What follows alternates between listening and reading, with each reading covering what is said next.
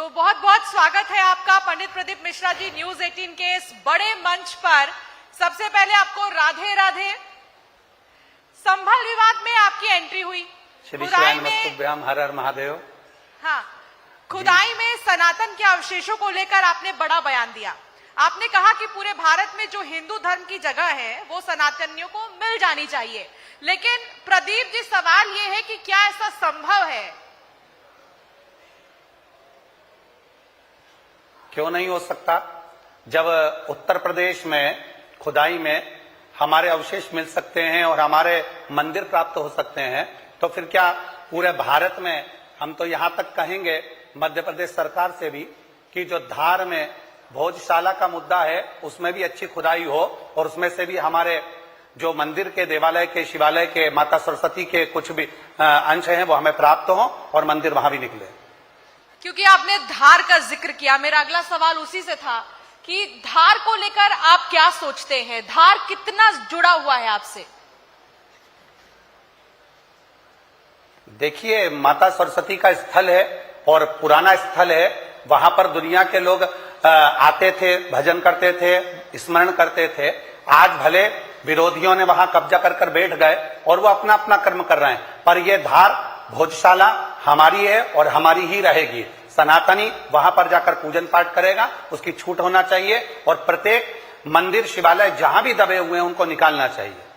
ठीक है, लेकिन क्या ये संभव है? जिस कॉन्फिडेंस के साथ आप कह रहे हैं प्रदीप जी कि जहां जहां मंदिर है वहां मंदिर ही होने चाहिए, मस्जिद हटा देने चाहिए, लेकिन पूरे जगह कैसे संभव होगा? देखिए, जो हमारे वो कहते हैं ना, बाप की जागीर है और उस पर कोई कब्जा कर ले तो उसको तो छुड़ाना ही पड़ेगा ना। हो गया समय, अब बाप की जागीर है, हमारे सनातन धर्म की जागीर है, तो उसको तो छुड़ाएंगे। भोजशाला से मध्य प्रदेश को प्रारंभ करना चाहिए, जिससे हमारी भोजशाला हमको प्राप्त हो, माता सरस्वती का मंदिर हमें प्राप्त हो और बसंत पंचमी का उत्सव क्या, रोज की बसंत पंचमी उत्सव मंत्र है। जरिया क्या होगा? रास्ता क्या होगा? आज योगी जी के पास क्या जरिया है? आज योगी जी के पास क्या जरिया है? योगी जी के पास भी तो पद और सब चीजों का जरिया है। वो भी तो सनातन धर्म को आगे लेकर जा रहे हैं। उन्होंने भी तो खुदवाया और खुदवाने में मिला कि नहीं मिला मंदिर? तो थोड़ा बहुत तो प्रेशर देना पड़ेगा और किसी ना किसी रूप में हमारे सनातन धर्म की निशानियां हमें प्राप्त होना चाहिए। चलिए, अब उस बात की भी मैं बात करूंगी, उस टिप्पणी का जिक्र हम जरूर करेंगे जिसको लेकर आप संतों के निशाने पर आ गए। वृंदावन के प्रेमानंद महाराज का गुस्सा तक आपको झेलना पड़ा, यहां तक कि आपको माफी भी मांगनी पड़ गई थी। क्या आपको आज भी खेद है राधा रानी को लेकर की गई उस टिप्पणी पर, या फिर आप मानते हैं कि तमाम लोग गुस्सा कर रहे थे इसलिए आपने जाके माफी मांग ली? देखिए, हम जो भी बोलते हैं वो शास्त्र प्रमाण से बोलते हैं। जो कुछ भी बोला गया वो ब्रह्म वैवर्त पुराण से बोला गया। अब उसको अगर कोई अध्ययन ना कर पाए या पूर्ण तरह से नहीं अध्ययन कर पाए, शिव महापुराण में भी उसका वर्णन आता है, ब्रह्म वैवर्त पुराण में भी वर्णन आता है। और जो रील दिखाई गई थी, या तो संतों को, साधुओं के बीच में जो भी वीडियो दिखाई गई वो आदि काट कर दिखाई गई। हमने भी भगवान कृष्ण और राधा जी के मंगल विवाह का, भांडेर वन का वर्णन किया, हमने भी उनके प्रसंगों का वर्णन किया।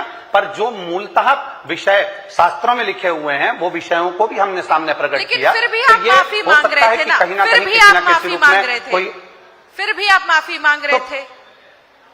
माफी मांगने के लिए, क्योंकि वो राधा रानी मेरी माँ है। मैं बचपन से ही, बाल्यावस्था से ही गोवर्धन नाथ जी की परिक्रमा, बरसाने की परिक्रमा शुरू से ही करते आया हूं। तो हमारा तो वृंदावन की परिक्रमा, मथुरा की परिक्रमा, सब परिक्रमा हमारी हुई है। तो हमारी माँ के दरवाजे पर जाकर प्रणाम करने में या वहां पर जाकर माफी मांगने में, नाक रगड़ने में थोड़ी ना कुछ जाता है। हमारी माँ है वो, हम किसी व्यक्ति विशेष के पास जाकर थोड़ी ना माफी मांग रहे हैं। अगर व्यक्ति विशेष के पास जाकर माफी मांगते तो बात दूसरी थी। हमने तो राधा रानी से माफी मांगी है जो हमारी माँ है, कि हमारे बोलने में भी अगर कोई गलती हुई हो तो माँ क्षमा करे। ठीक है, क्या अब प्रेमानंद महाराज जी और पंडित प्रदीप मिश्रा के बीच सब कुछ ठीक है? सब ठीक ही रहता है। संत, साधु, ब्राह्मण, तपस्वी, साधक, उपासक, शिव तो सबका है ना। शंकर सबके हैं, राधा रानी सबकी है, कृष्ण सबके हैं। उसमें बेर और अन्य बातों का कोई लक्ष्य ही नहीं रहता कि सामने की कोई बेर भाव होगा या कोई विवाद होगा। संत के हृदय में या साधु के हृदय में या वक्ता के हृदय में व्यासपीठ पर बैठने के सब बातचीत होती है, या फिर हमारा संपर्क इस तरह से मेरे पास समय नहीं मिलता। नहीं, उस मामले में भी हमारी सामने कोई बात नहीं हुई। उस मामले में भी हमारे आमने सामने कोई प्रसंग नहीं आते। उन लोगों ने सूचना करी, जो मीडिया के माध्यम से, सोशल मीडिया के माध्यम से हमने देखा कि ऐसा ऐसा हो रहा है, हम राधा रानी के दरवाजे पर जाकर प्रणाम कर लिए। कोई विषय बात का कोई प्रसंग नहीं है, ना उनसे हमारी कोई बात होती है, ना हमारी कोई बात होती है। सबको राधे राधे है, सबको श्री शिवाय नमस्तुभ्यम। अच्छा पंडित प्रदीप मिश्रा जी, आप न केवल देश भर में बल्कि दुनिया भर में अब कथावाचक के तौर पर मशहूर हो चुके हैं। सेलिब्रिटी कहें आपको या फिर अभी भी आपको पंडित प्रदीप मिश्रा ही कहें? देखिए, हम तो केवल एक साधारण से शिव महापुराण के वक्ता हैं और भगवान शंकर की कथा का स्मरण कराते हैं।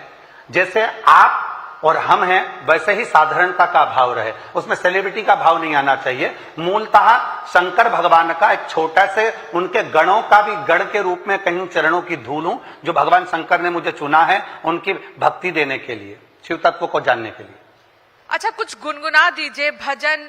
इतने सारे व्यूअर्स आपको देख रहे हैं, सुन रहे हैं, आप यहां पर मौजूद हो और कुछ भजन ना हो, कैसे? देखिए, एक ही भजन मूल है जो जनमानस के अंतर्गत है, सारी समस्या का हल एक लोटा जल और श्री शिवाय नमस्तुभ्यम।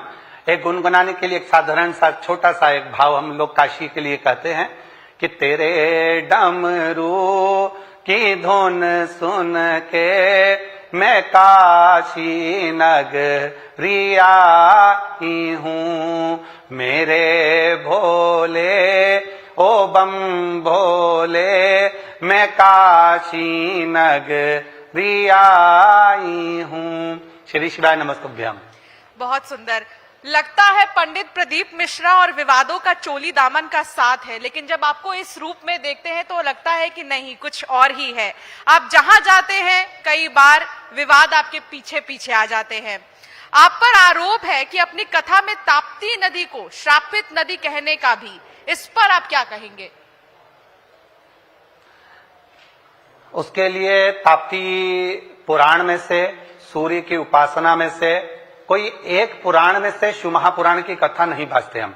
हमारा नियम है सारी पुराणों को उठाकर उसका स्मरण कर कर फिर सुनाया जाता है।